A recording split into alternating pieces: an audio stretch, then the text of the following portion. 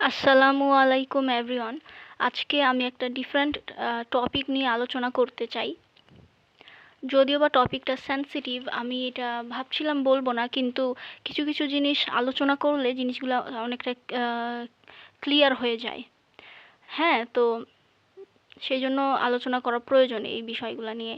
তো what's the topic? The topic is, বর্তমানে নারীরা কেন পরিবার বিমুখী, কেন সংসার বিমুখী। তারা বাচ্চা নিবে না, তারা সংসার করবে না, তারা শুধু ক্যারিয়ার ক্যারিয়ার ক্যারিয়ার, একটা অসুস্থ প্রতিযোগিতা। এইটা বোঝার জন্য আমি 3টা পয়েন্ট উল্লেখ করব। সো শেষ পর্যন্ত you have to stay with me.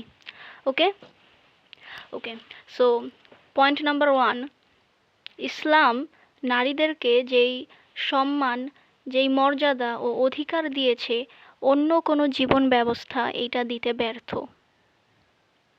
অন্য কোনো জীবন ব্যবস্থা পারবে না, কখনো পারবে না। নারীদেরকে ইসলাম যে সম্মান মর্যাদাটা দিতে পেরেছে, যে অধিকার ইসলাম নারীদের দিতে পেরেছে, অন্য কোনো জীবন ব্যবস্থা এটা দিতে পারবে না।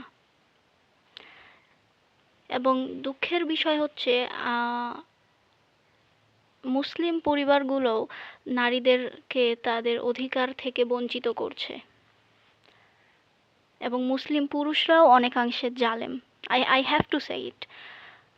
Where are the sunnahs?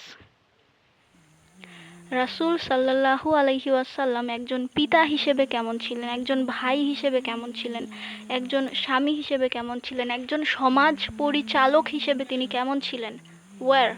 Where is the justice? So yeah, that's point number 1. তো পয়েন্ট নাম্বার 2 হচ্ছে media.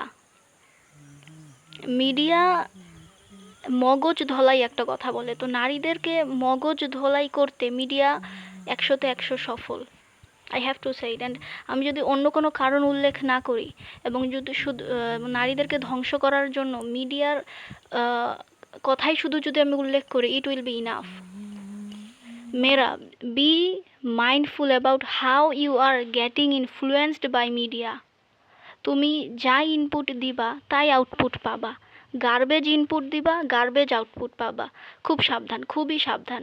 Media is very very dangerous place, একটা খুবই ভয়ানক জায়গা। ওকে, দেন পয়েন্ট নাম্বার 3, এটা অনেকের হজম করতে সমস্যা হবে, কিন্তু আমাকে বলতে হবে। এই সেকুলার ওয়ার্ল্ড সিস্টেম, এই এডুকেশন সিস্টেম অ্যান্ড ফেমিনিজম তো আছেই, নারীদেরকে ধ্বংস করে দিচ্ছে পুরাপুরি। তাদেরকে জাস্ট ঘরের মধ্যে তাদেরকে থাকতেই দিচ্ছে না। ঘর তোমার জন্য না, হ্যাঁ, এমন একটা স্বাধীনতা তোমাকে পাইতে হবে, এমন এমন একটা স্লোগান, নারীরা সব কিছু করতে পারে, এমন ভয়ানক ভয়ানক স্লোগানগুলা তারা নারীদের ব্রেনে ইনপুট দিচ্ছে। এবং আমি মেয়েদেরকেই বলছি বিশেষ করে, যে কে কোন পথে কি উদ্দেশ্যে তোমাদের ডাকছে, এটা একটু যাচাই বাছাই করে নিতে হবে আগে। Learn to question everything. চোখ দুইটা খোলা রেখে, ব্রেইনটাকে খোলা রেখে সব কিছুকে প্রশ্ন করতে শিখতে হবে। শুধু টাকার লোভে পড়ে অন্ধ হয়ে যাওয়া যাবে না। এই স্বার্থপর সমাজ তোমাকে পণ্যের মতো ইউজ করবে, এবং যখন তোমার প্রয়োজন শেষ তোমাকে ছুঁড়ে ফেলে দিবে। এইদিকে তোমার নারীত্ব তুমি হারাও, তোমার সতীত্ব হারাও, তোমার এইদিকে পারিবারিক জীবন তোমার এদিকে ধ্বংস হয়ে যাক, এতে কারো কিচ্ছু যায় আসে না। তোমাকে ইউজ করবে, এরপরে পণ্যের মতো তোমাকে জাস্ট ফেলে দিবে। নিজের ভালোটা নিজেকেই বুঝতে হবে,